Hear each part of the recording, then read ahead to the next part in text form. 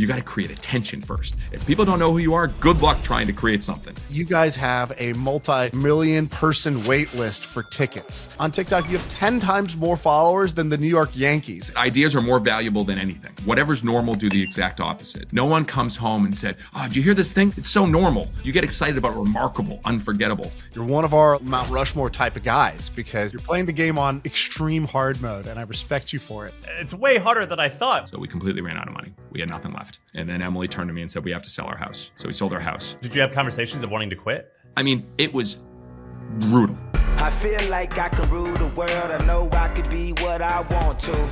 I put my all in it like no days off. On the road, let's travel. Never What's up, guys? Oh my God, it's Jesse Cole. What's up? How you guys doing? We almost wore the same thing today. You should have. You should have. There's a lot more going around these days. I think I'm keeping them in business. When did you start the yellow suit, yellow hat? What was the day? What Before was the the bananas. That's the crazy thing. People didn't even realize that. It was before the bananas. That's the wild thing. Oh yeah, man. We had a team, and you talk about First Million. We had a team in Gastonia, so I was wearing this before because of PT Barnum, inspired by him, not just to be the same regular host like everyone else. So. Do you know what you're getting into at all with this? Well, I know I've listened to your show, and I'm ready. I'm ready to rock. I love the one with the the owner of the Jazz. That was interesting. That was more of a sit down. When I was hanging out with him, I was telling him a bunch of Savannah Banana anecdotes. I was like, you gotta do this. You gotta do this. You gotta get the grandmas on the court. Sure, he loves hearing all the other things he should do. Yeah. yeah. That's probably what he liked, Shaan. He probably liked that. Yeah. No, it was very well done and very well produced as well. You guys did a great job with that. Well, thanks, man. Well, we're excited to have you here because you are you're one of our like entrepreneurial Mount Rushmore type of guys because you took it's about the gap. It's about the gap of going from nothing to something, and the way how far you went with nothing to something incredible is pretty remarkable. Just to give people a sense, I mean, I don't know a soul in my life who wanted to go watch exhibition or minor league baseball. That was not even a thing. And yet you guys have a multi-million person wait list for tickets. You guys have, I just looked this morning on TikTok, you have 10 times more followers than the New York Yankees. And so just accomplishing that kind of blows my mind. And I want you to come on here and I want you to tell your story and I want you to teach us kind of how you think, because I think the way you think and how that's been applied to baseball could be applied to many other types of businesses. I think that's the real gift you're going to kind of give the entrepreneurial world. Yeah, we'll fire it up. Let's jam. All right, so Sam, where should we start? Start at the start? Yeah. Let's spend, but we'll keep it a little bit abbreviated because you've done a lot of amazing podcasts. We've talked about it, but yeah, do set the context a little bit. Like 10, 15 years ago, where were you?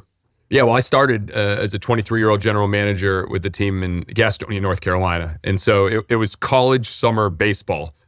Which is a low level of baseball. So that's where I started with this. And yeah, that team only had 200 fans coming to the games, $268 in the bank account. I couldn't pay myself for literally 3 months. It was December. I think I was able to take my first paycheck, which I was making $27,500. So I wasn't making a lot of money regardless, but that's where I started. And so I was learning how to make college summer baseball exciting and entertaining. And I did that for years and no one knew anything, but we were just experimenting and trying new things. And that's really kind of learned the ideas of making baseball more fun and adding new things to the show. Why even be there? Like, why weren't you an intern at JP Morgan or, why is your first job a GM of a summer league baseball team? What was the plan?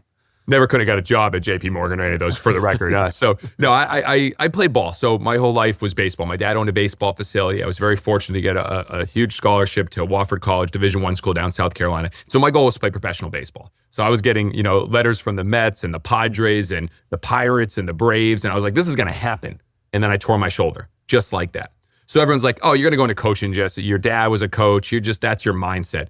And I coached for one summer in the Cape Cod League. And I wanted to pull my hair out every day. It was the best players, like the highest level, like these guys were all going to be first round picks. And I was in the dugout at the best seat. And I was just bored out of my mind. I used to go to the Cape Cod League games and it was, the hot dogs were great. It was just baseball. But it was high. It was all these guys. If you look at the major league rosters, all-stars, a lot of them played in the Cape Cod League. But I was bored. There's a difference between playing and watching. And so it was the first time I really, as Walt Disney thinks, put yourself in the customer's shoes. I put myself in the spectator's shoes and I was like, I'm bored. And so it was then I realized that I don't want to coach anymore. And I said, well, what if I, got in the front office and tried to make the show and the entertainment and the experience better for fans? And that's really where it started. And that's when I went to take this job as a 23-year-old general manager of one of the worst teams in the country. Isn't there a story of Disney going to, I don't know if it was a park or an amusement park with his daughter, and he's sitting on a bench and he's kind of just like looking at this. He's like, why don't, I wish this was fun for me and her and not just her, for example. Isn't there some famous story like that? And that's where the origins of Disneyland came about? 100%. And I've studied Walt religiously. So yes, it was a Griffith Park. It was his two daughters. Saturdays was his day with his daughters. And he always took them. He had, daddy day with the daughters. And so he took them to Griffith Park and they're on the carousel and he's sitting there and he goes, I wish there was a place that adults and kids could have fun together. And that's where the literal mindset said, well, what if we created a place like that? And so I, in a weird way, was sitting in the dugout with the best seat in the house with some of the best players, thinking I'm bored out of my mind. Why can't this be fun for more people? And so that's where it kind of started the journey as a 23-year-old general manager with no money in the bank account, not getting paid, on how do you make this more fun. And that's really where I fell in love with Walt Disney and P.T. Barnum and started studying WWE and Cirque du Soleil, Saturday Night Live. I became obsessed with learning about entertainment, not necessarily learning about the baseball business. I want to learn about the entertainment business. Can you tell us the transition from employee to owner? And then, first Sure. about that. It's like, what was that era? I was a general manager for 2 or 3 years. Then I became the managing partner, which the owner gave me I think a 5% just like equity stake for being a part of it. And then it was 2014. So that was, 6, 7, 8 years later that I bought it from him. So the team was worth very little, made it worth a lot more. So went into owner financing debt with him and bought it for him in 2014. And he gave me every opportunity. I was so fortunate that the owner, Ken Silver, just let this kid kind of run with the team and try things and experiment. But we ended up having success after that first year. And so made the team a lot more valuable, which is a good win for all of us. And it was still like a real, like a normal baseball team, like for the first 2 years, right? Well, it was normal. I mean, we had grandma beauty pageants our first year. We came up with the garbage can nachos, like 4 orders of nachos, 3 cheeseburgers, 3 hot dogs, nacho cheese, jalapenos, donuts. We called it heart-stoppingly delicious. I tried to get a cardiologist to sponsor it, but no one was interested. We started doing we did a dig to China night where we literally had hundreds of people go on the field and dig in the infield dirt to get a trip to China. But when the woman won, she realized it was just a one-way flight to China, no flight back and no accommodations. so we had a lot of fun. We fired our mascot for bear growth hormone because HGH was big, so we did BGH. We offered George Bush, because he just finished his term as president, an internship with us with a $1,000 stipend. We did we were going to get him a host family. We were going to figure it out. He turned it down. But we just came up with all crazy ideas. We were just trying to get attention. I was using the P.T. Barnum, book of how do you create attention. And so we were trying everything. And we got the players to dance that first year. They weren't great dancers and every player turned me down except for 4, but 4 dancers did the jump on it dance and they became the most popular players. So we were dabbling and experimenting in no man's land where literally no one knew who we were outside of Charlotte. You're not even the Savannah Bananas yet. You're still the Gastonia Grizzly. Yeah. The ones nobody heard about. And I think that's really important. The sort of like the toiling and obscurity, trying things, iterating. Now, let me ask you, those ideas that you just said, every one of those ideas, I'm like, oh my God, what a genius idea. That's fantastic. And it makes me laugh. Yeah. I can totally see I can see the press release. I can see the news clip. Yeah. I can see the TikTok clip. Now, to have 10 great ideas, you probably had 1,000, 10,000 bad ideas, something like that. Tell me about your practice of generating ideas and what was your kind of system of creativity? Well, when we first started, I learned from, Bill Veeck was the famous owner of the St. Louis Browns, the White Sox. He was brilliant in what he did. Obviously, so many things. Grandstand Managers Night. He literally let his fans in a major league game dictate whether they were going to bunt, steal, or hit and run. He put his coach in the grandstand. It was unbelievable. Obviously, he came up with Eddie Geidel, the midget hitter, and he did so many things. He gave away live lobsters to fans during games. He was brilliant. His book, Veeck and Wreck, made a huge impact on me. But I went to his son's conference, Mike Veeck, another unbelievable pioneer. The St. Paul Saints, Charleston River Dogs, had a lot of minor league teams. I went to his conference when I was 23, and he said, my dad always said, Bill, he said, if there's a fire, you got to get the most important thing in the house, and it's our idea box. And so the idea box, he said ideas are more valuable than anything. And so he actually gave us a wooden box. I still have it today. And we started coming up with ideas. And that, as a 23-year-old, started coming up with lots of, I mean, they were all, a lot of them ridiculous. Some worked, some didn't. Salute to Underwear Night, failed. Flatulence Fun Night, failed. The hairiest man in Gaston County, that was gross. So, I mean, we did a lot of things that just didn't work. But I started learning about ideas. And, the big premise that I kind of came up with is whatever's normal, do the exact opposite. No one gets excited about normal. No one comes home and said, oh, did you hear this thing? It's so normal. Like, you get excited about remarkable, unforgettable. And so it was literally 8 years of doing that. And when people, I think about the title of the show, My First Million, we never made $1 million in Gastonia. We started, it was $100,000 in total revenue the year I took over. The team, the expenses were $250. So we were doubling pretty consistently and getting like 200, then 300, then 400, then 500, then 600, then 700, then 800. But we never got to $1 million. I ran that for 8 years. Wait. Let's recap. That's pretty remarkable. This is remarkable. So it took you 8 years to get to $1 million in revenue? No, we didn't even get to $1 million in revenue. Okay, so after Gastonia, we never got to $1 million. It wasn't until Savannah that we actually reached $1 million in 1 year. And how old were you on the 8th year? You were like what, like 32? So I was 23. Yeah. So yeah, so when we finally we had Gastonia and then Savannah in 2015. So we had both teams at once. So I went to Savannah in 2015. 2016 was the first year we reached $1 million in revenue. How many times did kind of smart, well-intentioned friends and family sit you down and be like, Jesse, what are you doing? What are you doing out here?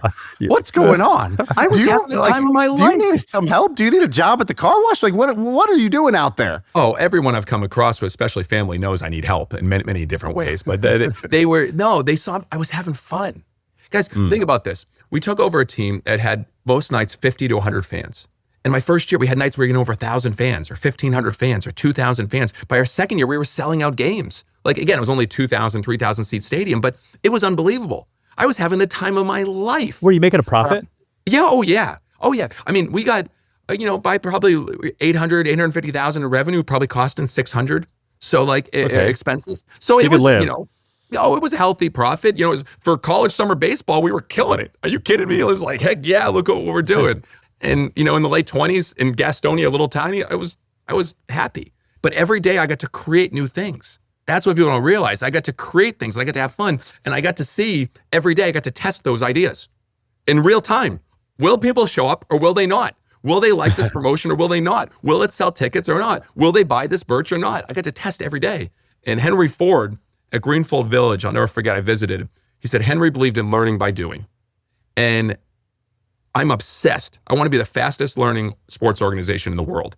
And so the more we do, the more we learn. And so that started, many years in Gastonia before we went to Savannah. All right, you're hearing how Jesse turned one weird idea into $1 million business. But you don't need to invent Banana Ball to make money. You just need one good idea and the guts to execute on it. Well, the team at HubSpot just updated the Side Hustle database with over 100 new ways to start making money right now. It's got the classic stuff that works, but it also has new AI plays other people are sleeping on. Scan the QR code or click the link in the description to get the ideas right now. Now let's get back to the show. You mentioned P.T. Barnum and Disney and how you obsessively studied them. What were some of the early stories that inspired you or things that they did that maybe me, who hasn't read about P.T. Barnum, wouldn't know about, but that blew your mind? Well, with P.T. Barnum, it was so much about how do you create attention, showmanship. He says, without promotion, something terrible happens. Nothing. And so when you look at his books, I mean, he was just...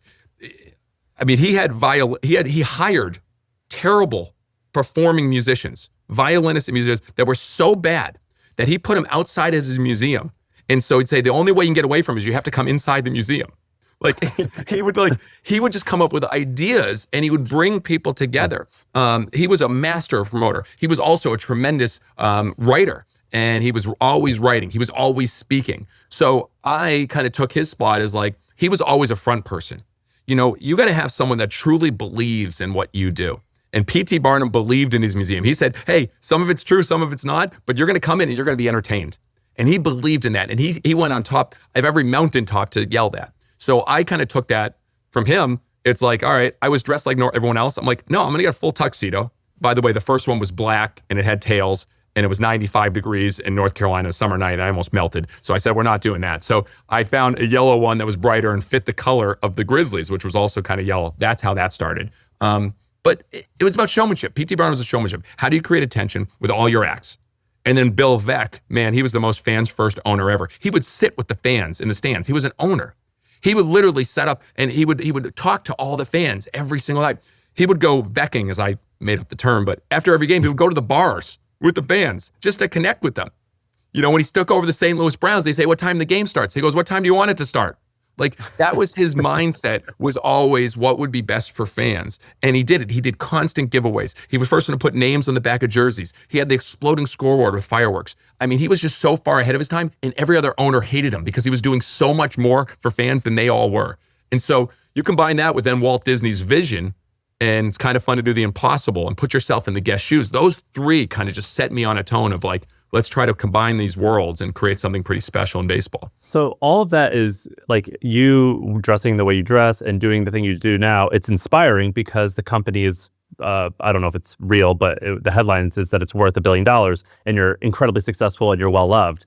But for the first handful of years, did you feel like, did you feel embarrassed? Were you like, I don't know if this is going to pay off. I don't know if this is going to worth it. I'm risking my reputation. I look silly right now. Did that fear come into play? Because when I hear what you're doing, I'm like, that makes sense. I should do that. And also, I'd be embarrassed. Oh, 1,000%. We've been criticized every step of the way. I've been embarrassed many steps of the way. You know, our first 8 years and 9 years in Gastonia, we did everything. It was myself, it was my wife. We had 1 or 2 other team members. We put out show tonight signs out around town just to try to convince people, hey, they have a game, please go. We did the trash before the game. We did the hiring. We did the concessions. We did operations, putting signs up. We did everything. And it was exhausting. And people criticize. It's like you're a college summer team. You know, on a Wednesday night, there might be 500 people there. And then when we went to Savannah, that's when the criticism and the skepticism reached an all-time high. Why then? Well, you had professional baseball for 90 years.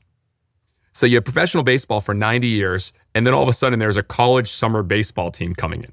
So they just had the New York Mets affiliate the year before us.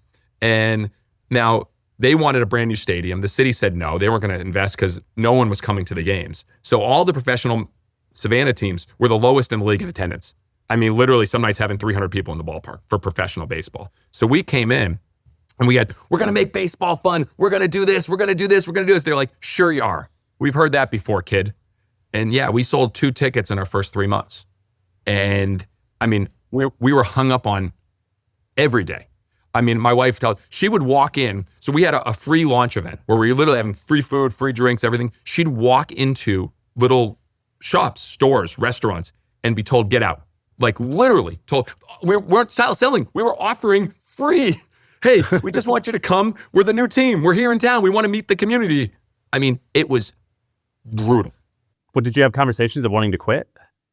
You couldn't, because we were now 7 figures in debt. You know, we had to buy the team, which was we bought it through the Coastal Plain League because it was an expansion team, and then we also had to put money in the team. We had to do the startup. We hired people. We had nothing, so we were in debt, and we had all these young people right out of college, a 24-year-old team president as well, that we were responsible for, and so there were no options of quitting.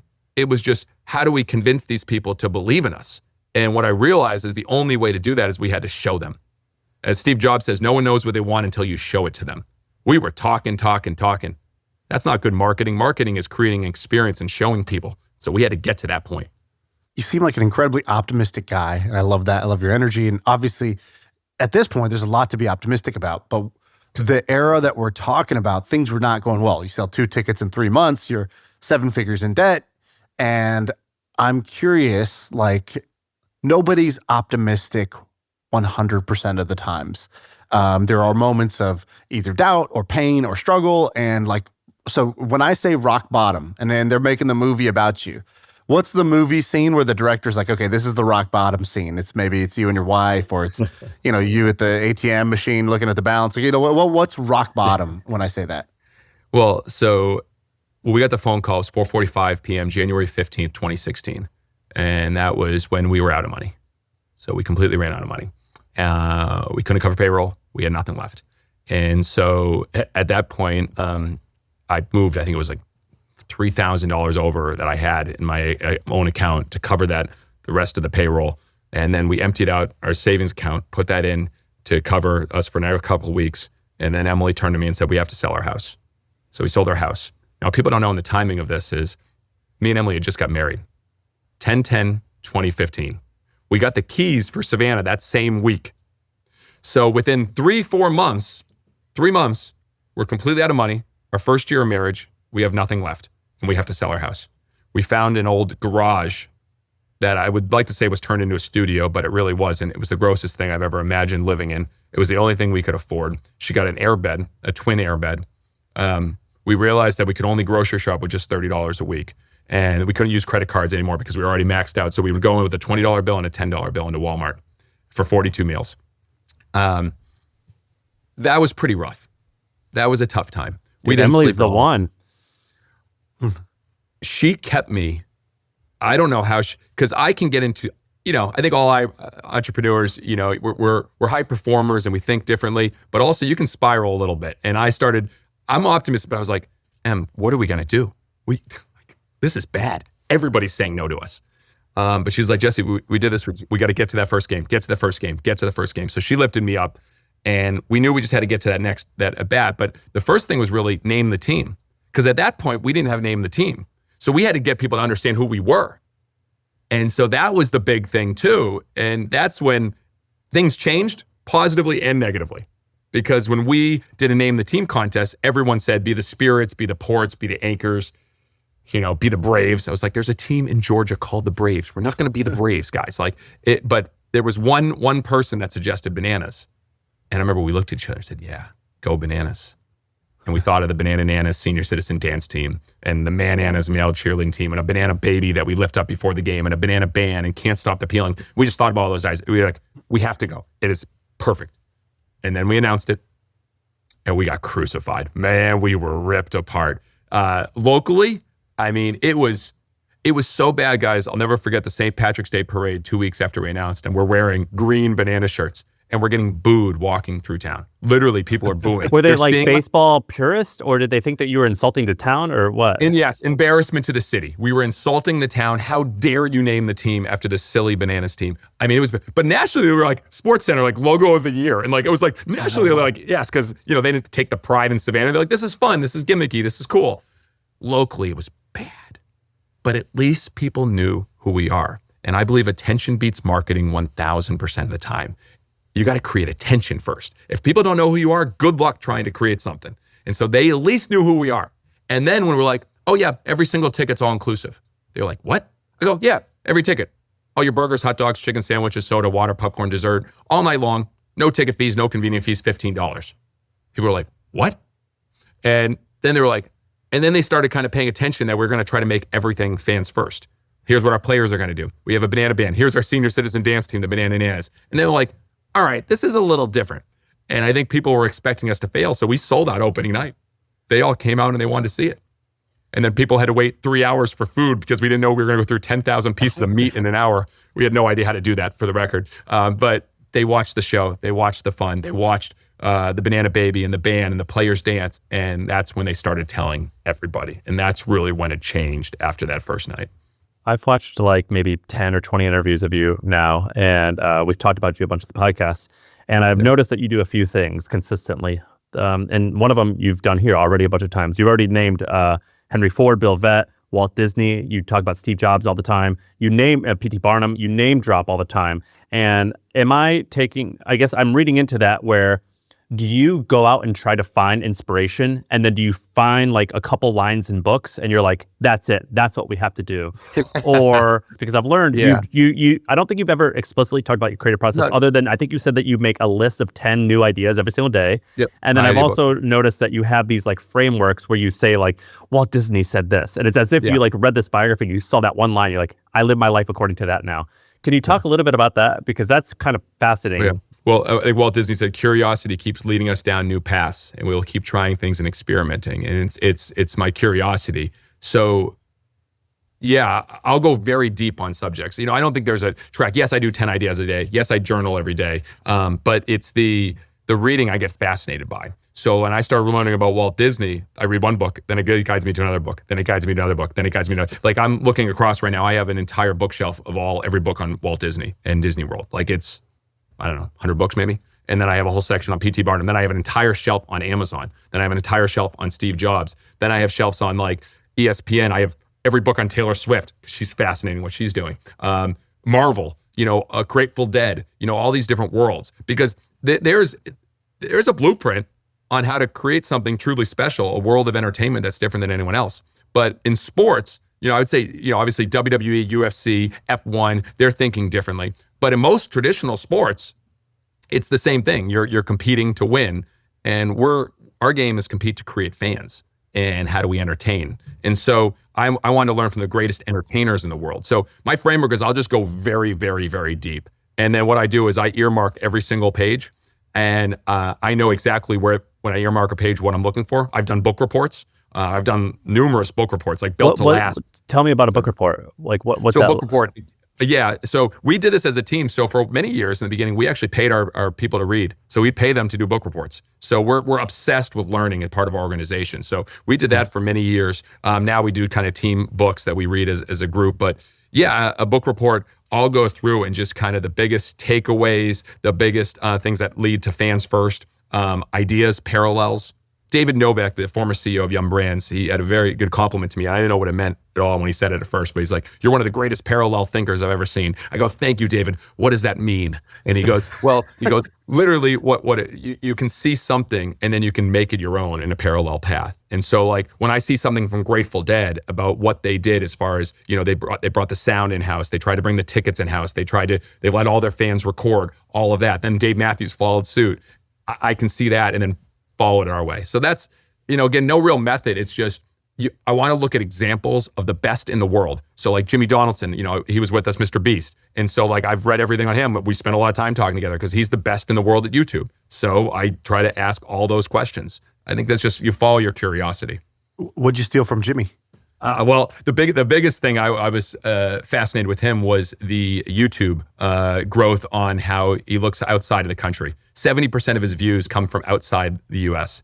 And so you better believe that we immediately were hiring, Spanish-speaking broadcasters. We're going to hire Japanese-speaking broadcasters. And we're going to start having our games and social go all over the world as we continue to grow there. So that was the one thing. I was like, all right, what in YouTube can we do right now to grow an audience and create fans? And he shared what he's doing with his audience and dubbing, and that was fascinating. We did a episode with Jimmy, and he talked about the same sort of 10 ideas a day thing. So he was like, I started this when I was 11 or 12 years old. And he said, kind of your same story. There's a great quote. He goes, at 12 years old, nobody watched. 13 years old, nobody watched. 14 years old, nobody watched. 15 years old, nobody watched. 16 years old, is anybody ever going to watch? Nope. 17 years old, nobody's still watching. And he's like, finally, when I was 19, I started to get some viewers. And even then it was small, right? So he had this kind of 6 years of toiling and obscurity, 7 years where it wasn't working, but he was getting better. And he talked about how he used to do the kind of 10, 20 ideas. He's like, the most important thing in a YouTube video is the idea, the premise of the video. So I came up with 10 to 20 ideas a day. He's like, I would flip open a dictionary at the source. So we had him do it live on the podcast. We put a random word generator. Love it. And he came up with ideas live on the thing. And you could tell he had built that muscle. So I'm curious, like you say this thing about the 10 ideas a day.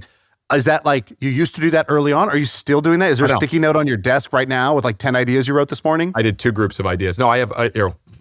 Yeah, get it. Please get it. So here's the idea book. So I have one every single year. So what's that say on the cover? Well, it just says 2025 ideas, banana ball. So I have these books all the time. And so, yeah, today I was obsessed. So I'm working on our two of our newer teams. So I'm working on the Indianapolis Clowns, which we brought back, one of the most famous Negro League teams. And so, yeah, it's all the Clowns characters. Dynamic contortionist, Bat Boy, the juggling hawkers, juggling ball boy, an umpire that's a mime, trampoline coaches, strongman, balloon artist, ringmaster / Bakker, human cannibal, a character artist. So and it starts listing. So I start thinking about ideas on how I want to build. So I want to zoom in. You do this first thing, or you take meetings first, or what's your kind of process? Are you like, do you have a routine you use? Sure. Hal Elrod helped me tremendously. So his book, Miracle Morning, was a game changer for me. In 2015, I read that. I realized that most people, they don't start their day on purpose. They start their day with other people's news, social media, other things going on. And so win the morning, win the day became a huge thing. So 2015, I actually ran into him at a speaking appearance. I showed him my first notebook where in 2015 where I started writing and journaling. And so, yeah, I have to win the morning. I have 3 kids, under 7 years old. So I got up very early and I read because your input affects your output. So I want to read something. So I'm rereading Amazon Unbound right now. It's just the story of how Bezos was continuing to grow them. And then literally I start writing. Journal, then one of my ideas. Often I have an idea bucket the day before, so I can already start thinking about it a little bit before I go to sleep, and then I start that idea bucket the next day. Dude, you're an animal. You're an animal. Yeah.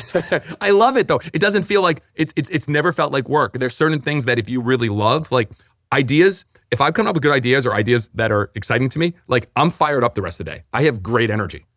And so it's like you got to create before you consume. Often we consume and we read all these things and I'm getting criticized. We get all these different things, but it's like, if I can create first, and we just, today, literally as we record this, we just launched our first ever fans first ticket marketplace.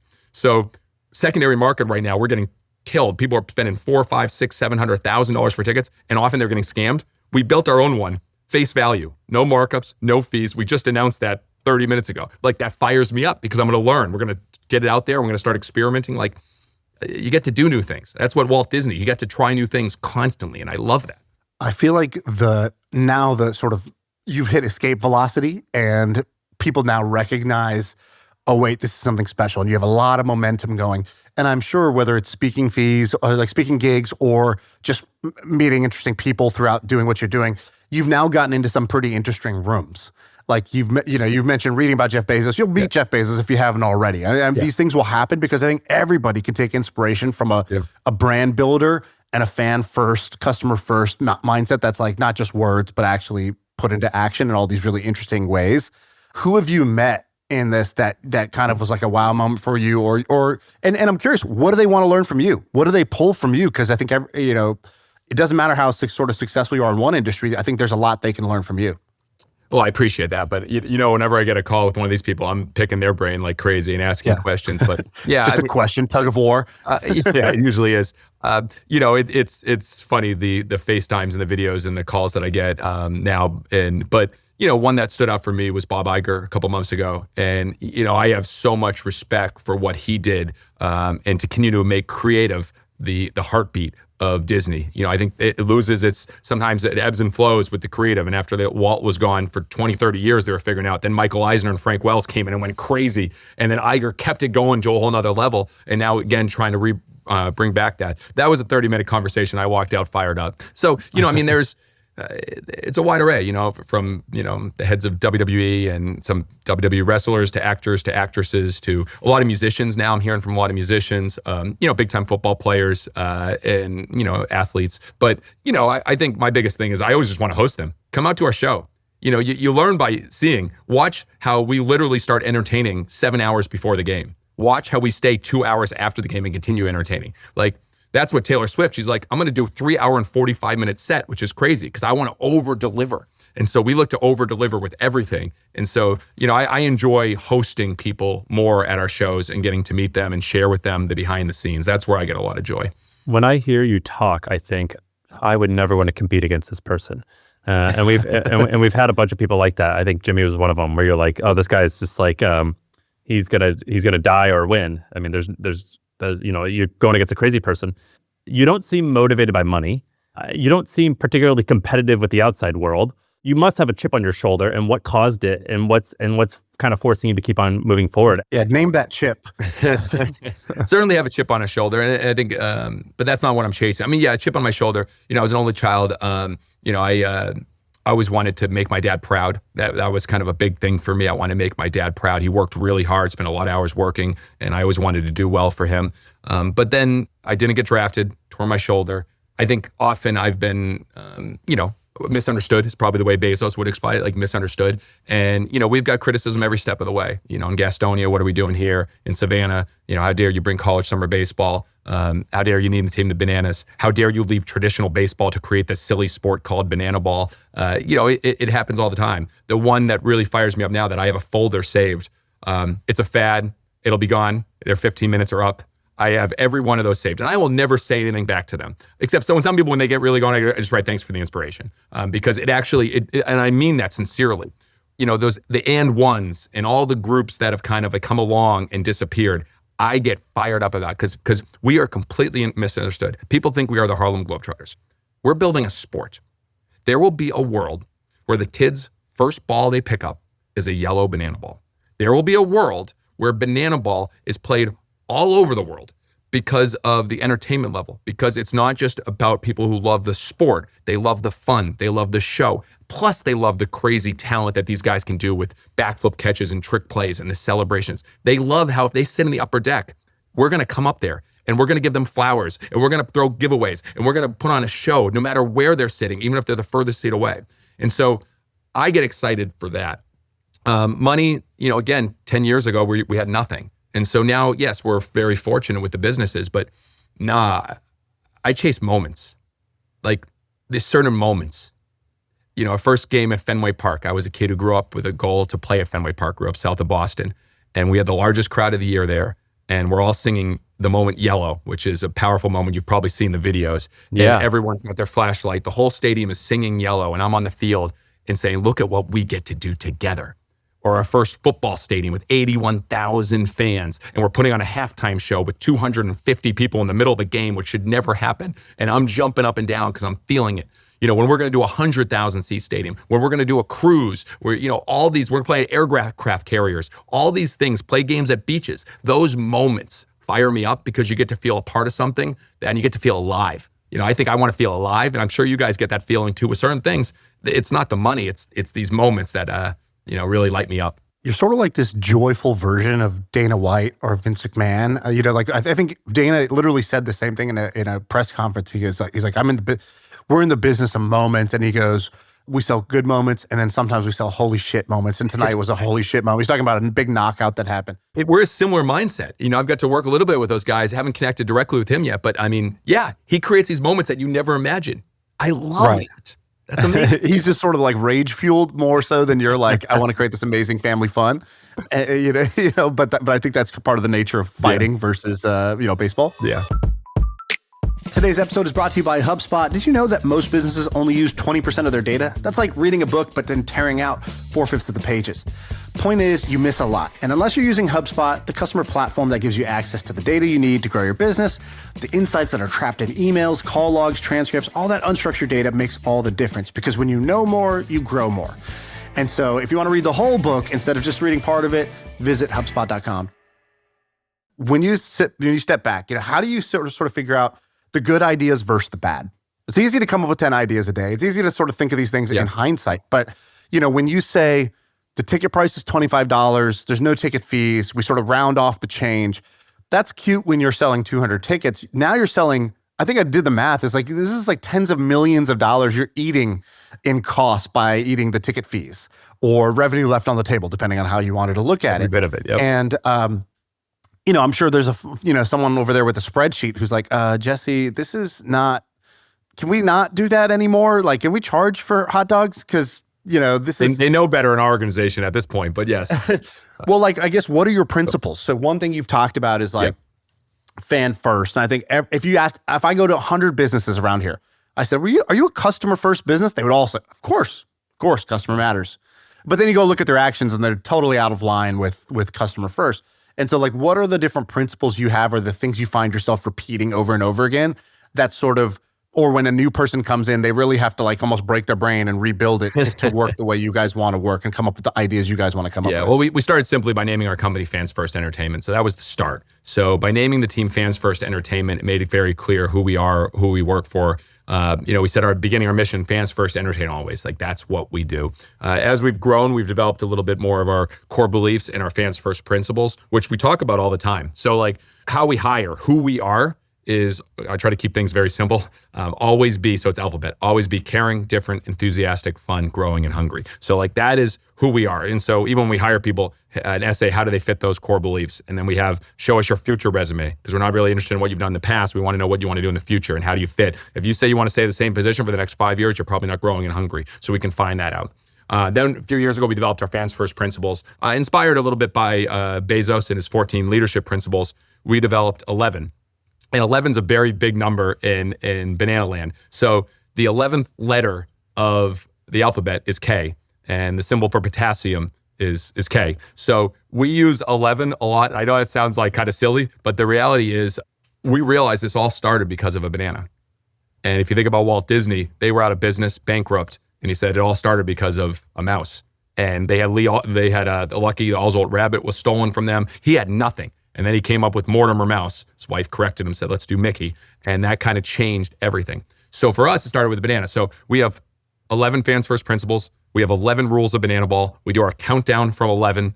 11 is a very big part of us. And so, yeah, it starts, we're fanatical about the fan. We entertain always, play the long game. Whatever's normal, do the exact opposite. So again, I don't want anyone that ever gets excited about normal. Ideas are everything, as we talked about. That is kind of how it starting point, everything. Constantly curious. We're always going to learn from the best in the outside the industry, not in our industry, outside. Everything speaks. That's a Walt Disney one. You know, if you lose the detail, you lose it all. And so we're obsessed with the details. Fewer things done better. So we eliminated all of our sponsorship in 2020, which we eliminated all of our events. And we focused solely on Banana Ball because we wanted, what can you be the best in the world at? And we believe we can create the greatest show in sports. And so we went obsessed with that. Relentlessly resourceful. When we moved into our new office, a lot of people know this, but I made a trade. I got all of the furniture traded for free. I sold my soul a little bit. I think I gave 2 or 3 speeches, but we got all of it for free. And so that was very important. It was hundreds of thousands of dollars. And so little mindset, uphold the highest standards. That's it's the highest, not high, because everyone has a different version of their high standards. And then finally, always plus the experience. And so those guide us. We talk about them every Tuesday in staff chat. We have people give examples of how we're doing that. And then when we have really big moments, we share, again, a big example so everyone knows how we do that. So I'm psychoanalyzing you a little bit because I admire you so much, and I want to like steal little pieces of like the way you operate. You're doing something that we talked about, Shaan, when we talked about MTV and how they sort of like said, this is the world that we are building. So they basically like what you're doing is just saying, I'm creating a world. I'm world building.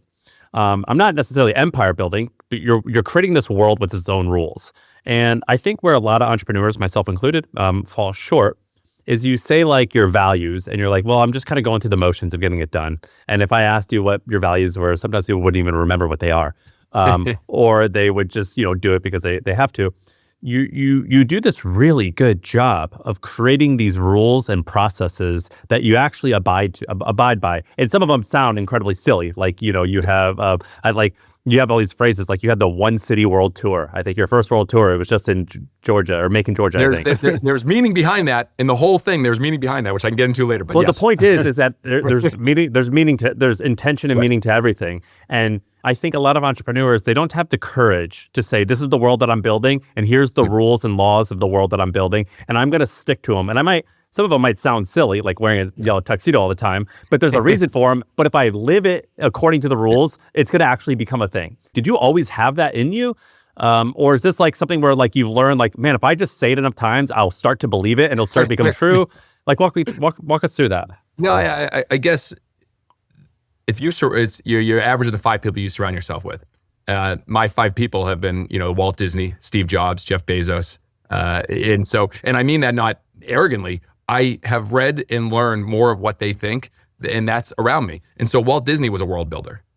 And yeah, you better believe we will build a Banana Land, the first ever sports and entertainment theme land. You better believe every single team that we build with that point of view in mind.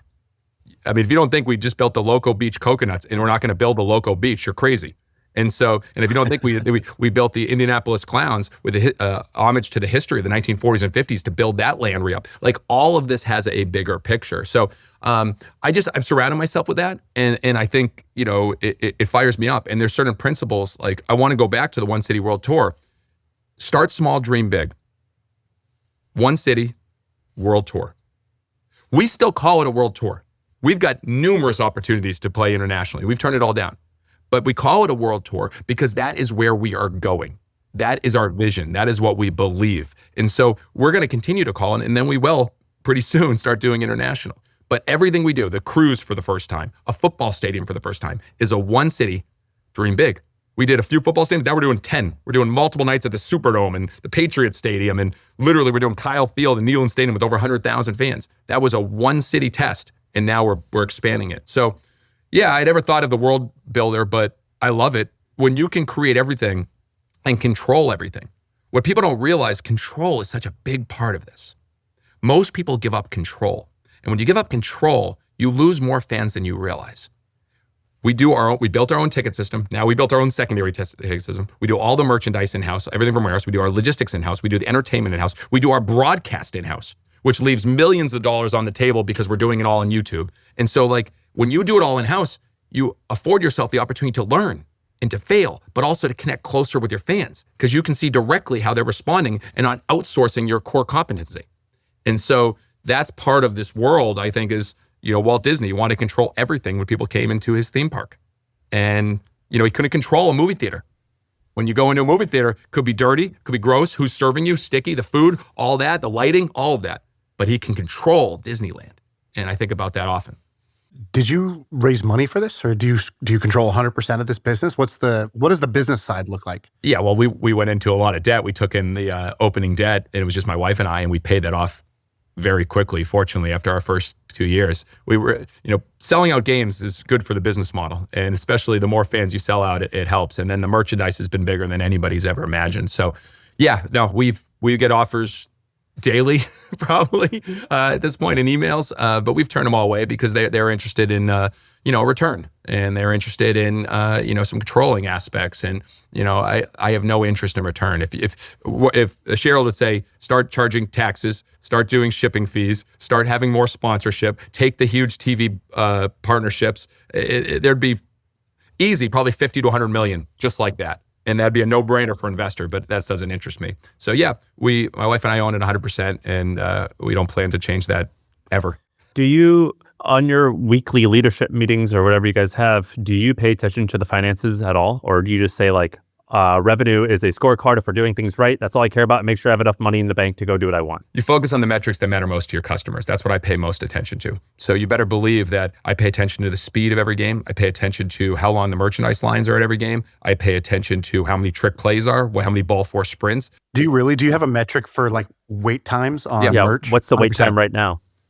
It depends on the stadium. That's the biggest challenge. So right now we're at if we go to Yankee Stadium or Fenway Park or a football stadium, depending on the size and the setup. So we invested this past year with another experiment, and Jared Orden, our president, was brilliant in this. He said, we're going to set up an outdoor mall. So we bought a monster tent, and that was a test at Yankee Stadium, and that changed everything. Our per cap went up, so we had to find the space to do that. And we did the same thing in Seattle. We're playing there. So it depends. If you're indoors, if you're in stadium, we can only have a small tent.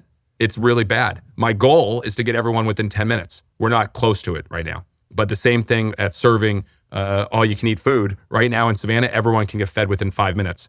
The first few nights, it was an hour. So we'll get there, but those are the metrics that I focus on. So to answer your question about money, I have one meeting a year. It's coming up, and it's about an hour or two, and our finance director and Jared will share us what we're looking at.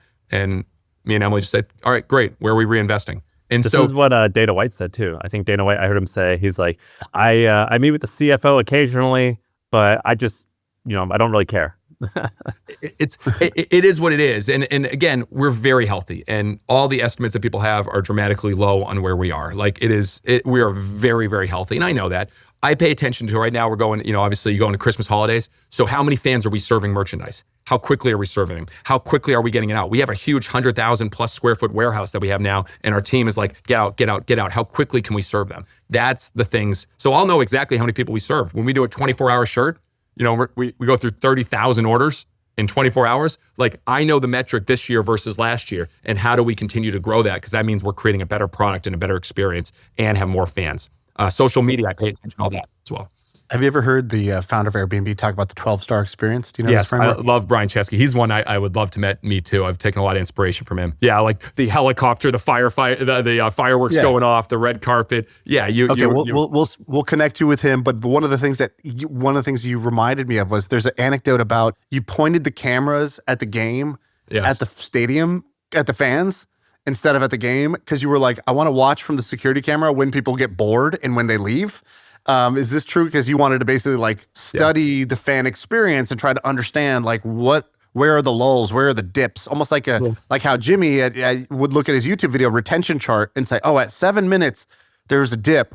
What did we do at 7 minutes? Oh, that's when we did our ad reads. We need to make those more entertaining because we can't lose people during that time. Yeah, obsessed with that. Yeah, what people don't know, that's when I'm on the field, and again, I'm on the field in front of the dugout with our players. We're always out there. I'm constantly turning around and watching the fans and watching the reactions. And our director of entertainment, who we've worked with now for 5 years, it's so unbelievable because we can look at each other and all of a sudden say, all right, energy music now. Because we can know when the energy is down, we can look at each other and it's just a feel, and it's really special. But yeah, it was, many years ago. And when we were looking at this debate to go to Banana Ball, and I realized that, hey, fans were leaving games early. And I said, we need to document this. And so, yeah, it was actually one of our staff members, one of our ushers. We had him take pictures and video every 30 minutes, starting 5:36, 6:37, 7:38, 8:39. And we realized at 9 o'clock, the first influx of people left. 9:15, a lot more, 9:30 more. And so I was like, we got to do a 2-hour time limit. And no one said they wanted a 2-hour time limit. The games at that point in Major League Baseball were 3 hours and 12 minutes. So even when I shared internally, our team was like, Jesse, 2.5 is probably fair. I mean, that's still dramatic. I go, no, you want people to want more. There's a difference. Yeah. You know, a great comedian, you want more at the end. A great concert, you want the encore. I go, in baseball, everyone's like, I've had enough. I was like, we got to create a product that people always want more. And so that helped us determine the 2-hour time limit. And, that's how we look at everything. So, me and Tyler, the CEO of Beehive, came up with a little challenge for you. It's the newsletter challenge. Now, if you know me, you know that I'm a big fan of newsletters. I got my own newsletter. I also had a business that was a newsletter business that was amazing. I wrote this newsletter about crypto. We grew it to 250,000 subscribers, and we ended up selling it after a year for millions of dollars. And I want you to be able to do the same thing in your business. So we're doing a challenge. 10 grand is on the line. Plus, me and Tyler will actually be in your corner as growth advisors. You just need to go to beehive.com/MFM and you either start a new newsletter or you move your current newsletter over there. And 5 finalists will get picked to pitch me and Tyler, sort of like Shark Tank, and the winner gets 10 grand. So go to beehive.com/MFM. That's beehive.com/MFM to enter the challenge today. How many HQ staff do you have now? I wish I had the answer for you. I'll give you an idea of what it looks like on the road. So if we go to a major league stadium or football stadium, we travel with 200 plus people. Wow. If we have a minor league stadium, it's 150 people. And so we have 3 tours, we have 6 teams. So we're traveling with 500 plus people. Then we hire between 100 to 300 at each stadium as part-time staff to help with merch, tickets, logistics, et cetera. And then we have our team in Savannah. And then we have our cast. I mean, it's hundreds. Some are equivalent, some are full-time. But yeah, we're hiring every week. There's new people joining our team. And I read that you had the business and you were like, we're going to get into social media. And I think it was like, I don't really know what I'm doing, but like, hey, my coworker, just go and figure this out. Is that true? And were you successful in just getting like young, inexperienced people and inspiring them, and that worked out? And has that worked out better than hiring more of the experienced people? We have very few from the outside. I would say 80% have been started as interns. And I was an intern for a little bit. My wife was an intern. We believe in that. You learn from seeing how people do in this kind of culture. And so, social media, again, first insight.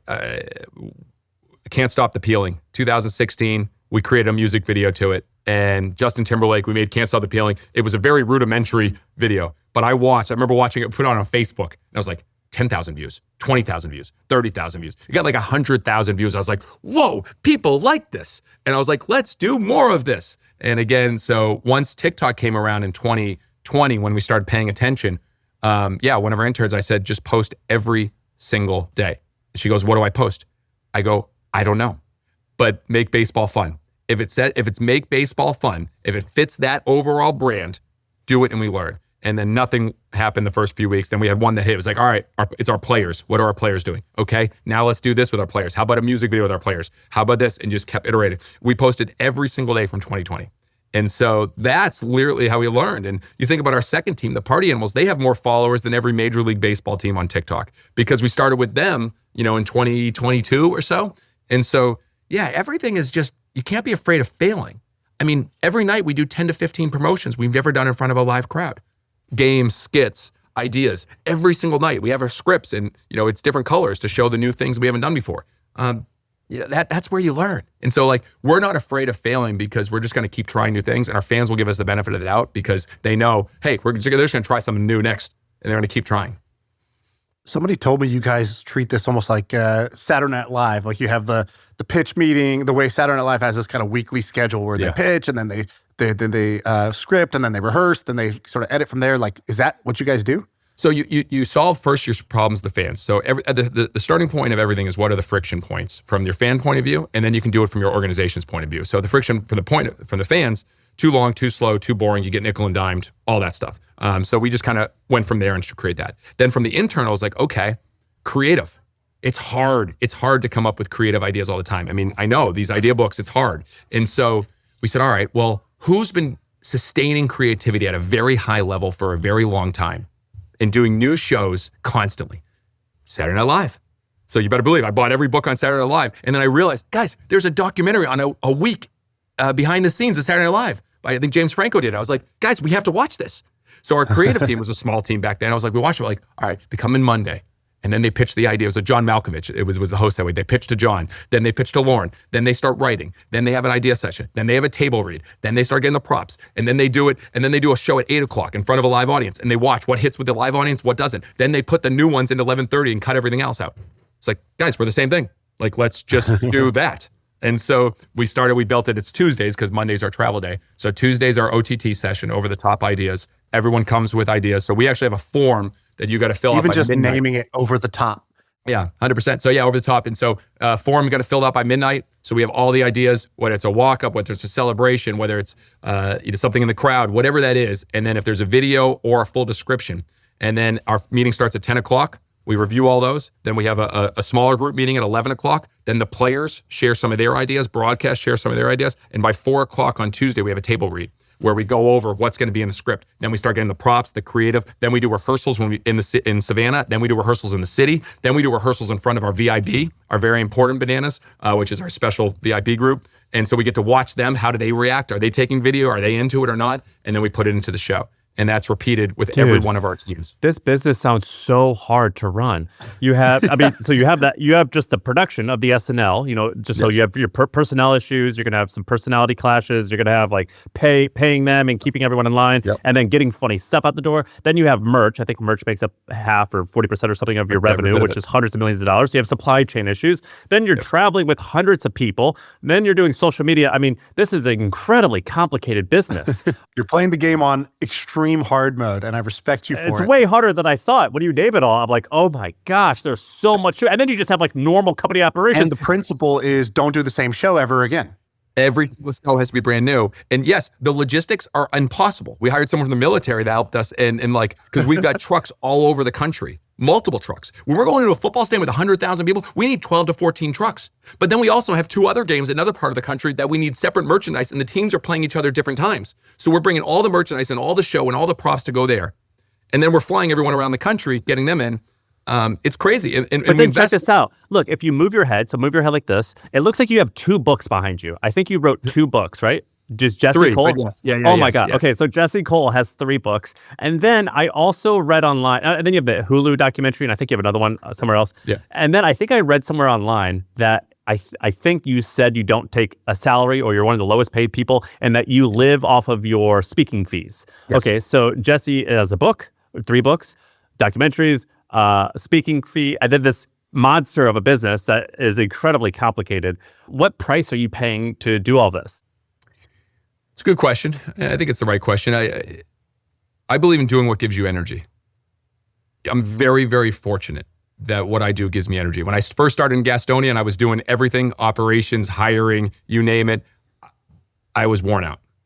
Now, like speaking or being with you guys right now, this fires me up. I love creating. I love sharing. I love growing. So when I can go speak, that's an energy giver. And so, I think our family, we homeschool now. We have 3 kids, we homeschool, we travel. I think, I do daddy-daughter dates and burger boys with my son, and I focus on that, but I can always be better in that area. I'm obsessed. I'm obsessed with it. I love it. It brings me so much joy. And I stay really focused, even though it sounds like there's lots of things. I'm focused on trying to create the greatest fan experience in sports and the greatest show in sports every day. And if I'm speaking, I'm sharing about it. If I'm on a podcast, I'm sharing about it. Or in the morning, I'm working with my team on creating it. So it sounds widespread, but it's all focused on doing something very very narrow. What's your talent strategy? So are you like, oh, we use recruiters and then they come in for interviews? Or is it like you look in the TikTok comments and you find people? Like what is Jesse doing to source some of these like diamonds that end up being there? This is the crazy one, guys. So like, yes, I'm very grateful that we have 4.2 million people on our, wait list to get tickets or whatever. There's 12,700 on our wait list to work with us. And so we have a wait list. So it's what I believe is attracting over recruiting.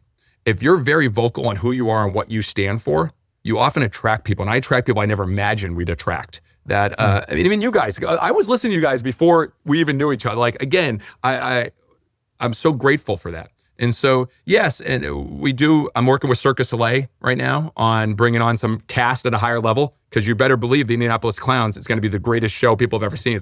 We're going to take that to a whole nother level. So I'm working with some of the, work with WWE and UFC on some stuff, people that are great, but a lot of it is just attracting young, hungry talent that believe in us and believe in what we're doing, and they'll give their hearts to it. And they're very, very special. I think that, so if I had to make a prediction, I think, and I'd be curious to hear, like, if you ever, we probably don't have enough time, but like we brainstorm ideas here on this podcast a lot, but I would be curious.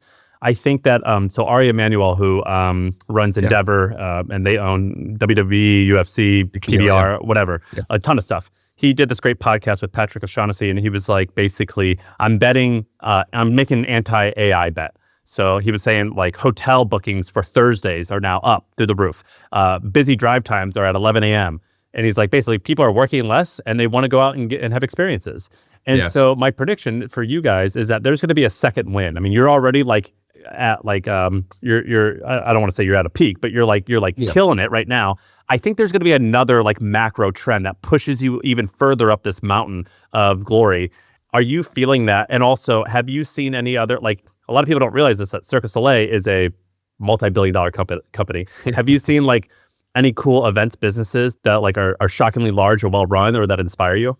I mean, I think I named the main. There's probably other ones out internationally that I'm not aware of at this point. But yeah, no, I'm fascinated by the cruise industry too, as well, because they're combining the entertainment, the shows, everything. They're creating their own worlds. So I've got a lot closer. Obviously, we're doing our own to learn. Can we put on a show for 5 days for all of our fans with no playing of banana ball?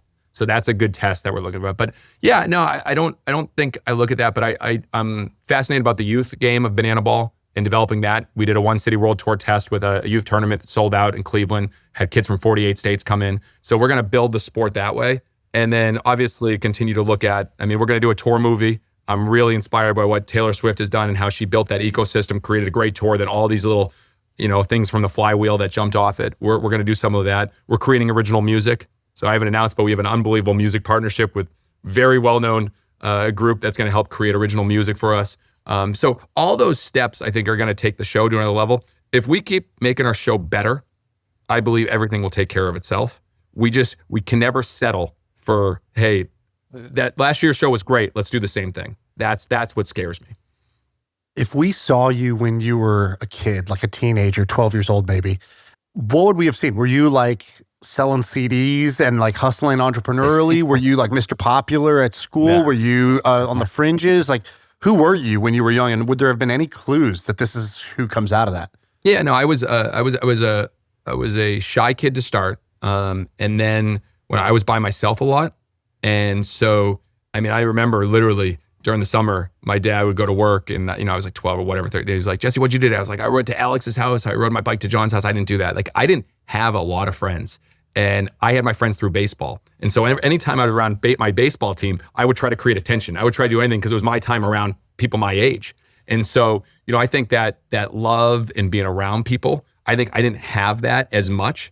And now being around 50,000, 100,000 people and staying till the last fan leaves to sign their autographs, like that is something that I think because of what I had and what I wanted, now I can have at a higher level that I keep pushing for that. But yeah, creating attention. We instead of public speaking, which is ironic, I now speak, we created movies. So we used iMovie, and we were the first ones to create movies. So I learned how to create movies in social media, and like not social media back then, but how to make videos that people were interested in. That guided us with what we do on social media. So yeah, I was creative, but I was alone. I just played baseball, and I think it was more the world I surrounded myself with after school. the Walt Disney, the P.T. Barnum, the Bill Veecks. It was that world that really You were kinda interested in those guys when you were younger? No, none of them. No, it was after. So like, yes, did I go to Walt Disney and I was the big kahuna at Typhoon Lagoon, which they let me in early and I got to have this whole experience and it was magical. Did I have some really cool experiences at AAU national tournaments or going to Disney? Yes. I didn't know anything about them other than what most people knew. It was that world I surrounded myself afterwards. Like you guys, I mean, think about this.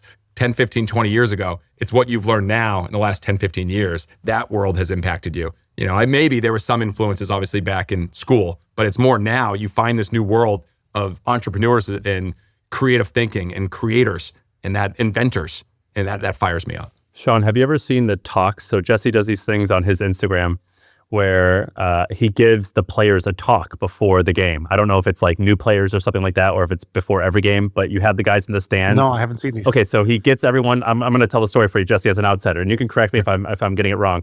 But you have the I think it's the team, but maybe there's some of the staff. You have them, I think, in the outfield stands or somewhere like not in the front row, and you're like, you're sitting here because you need to be where like some of the worst seats are, so you understand that we have to make this great for everyone. And then you tell this amazing story, and I imagine you repeat some of the stories, but every time I've watched it, it's been a unique story, and it inspires them so much. Where I'm like, this fucking guy has made like playing like silly baseball like seem like I'm like saving the world, and I'm so invested into it. Where I'm like, you guys are doing God's work, right? Like you're the guy in stilts is doing God's work. Like I'm so bought in. I agree with you. I agree with you. You've judoed me where like I'm totally bought into this. Did you have to learn how to storytell like this? Because you're doing such a good job of getting me invested. And I see the players, and typically baseball players, by the way, when I grew or hung out with the college baseball players, they weren't like the coolest guys. They were always kind of like too cool for school. Like they didn't want to like do silly stuff. And these guys are like so wholesome and awesome. Did you learn how to like tell stories like this? Because it's incredibly effective. Thank you, 100%. And still to this day. Did I tell that right? Those talks? Yes, yes. It's whenever we come to a city, the first thing we do is we have our fans first talk.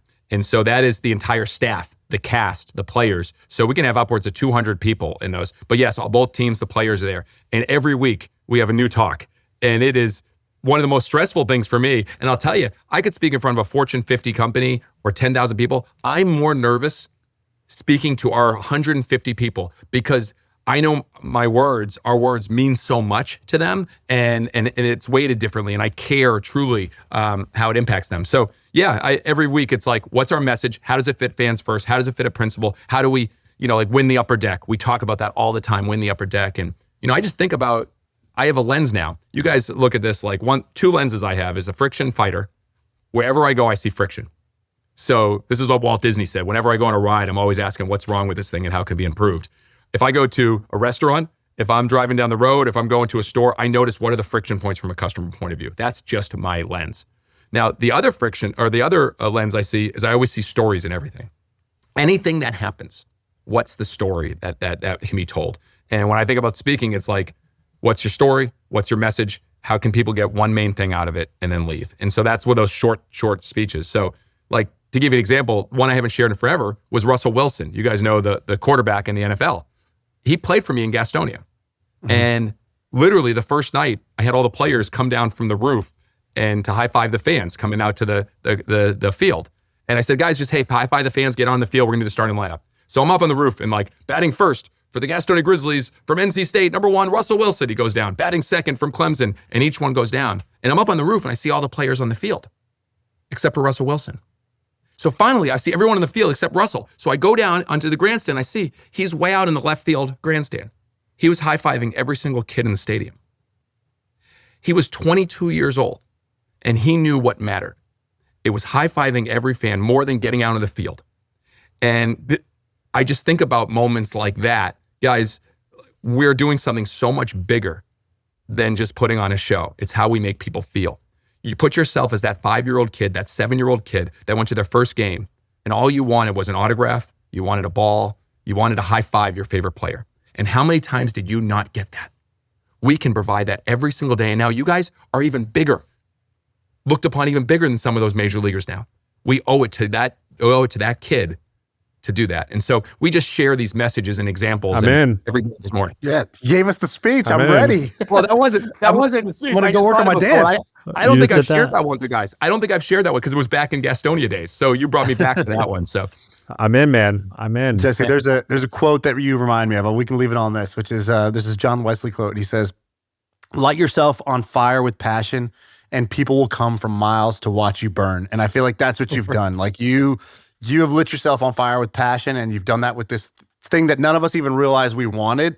And now millions of people want to come watch you guys burn. And I think that's amazing. Hopefully not the other burn way, because some people probably do the baseball traditionals and purists, but I want you guys to see a show. I'm so impressed on how much you've known and how much you're able to talk about this, but for you to see it from the beginning to the end and watch what goes into it. So just got to get mentally prepared, get some good rest before that.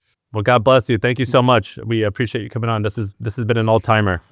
A lot of fun. Thank you guys. Seriously, really appreciate y'all. All right, that's it. That's a pod. I feel like I can rule the world. I know I could be what I want to.